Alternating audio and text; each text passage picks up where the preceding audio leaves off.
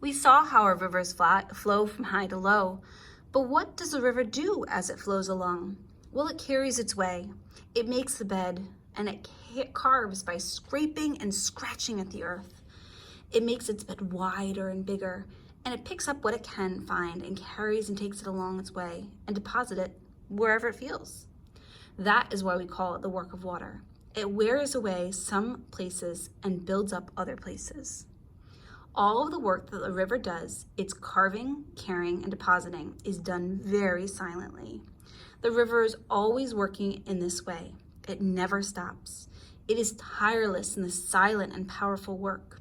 At every minute of every day, since water first appeared on the earth, the river has been carrying bits of the earth to other places. The river carries it as if they were miners at work who never sleep. See them? When the water breaks up rocks into smaller pieces, we call it weathering. As soon as the particles start being moved, we call it erosion. Now, near the source of the river, the land is steeper. The river flows quickly and cuts into its bed. We might find waterfalls day in and day out. It cuts and lands in its bed and becomes lower than the surrounding land. This is called a valley. As the rain is also washing particles down the banks to the river, the valley starts to look like this deep V shape.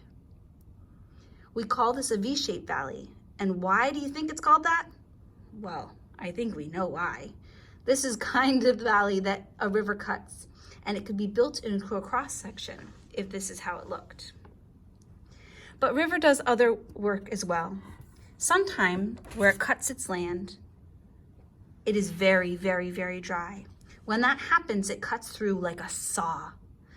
Then we get a canyon. There is very little rain to wash down the sides of the valley of a canyon, and it's very narrow and very deep and with almost vertical sides.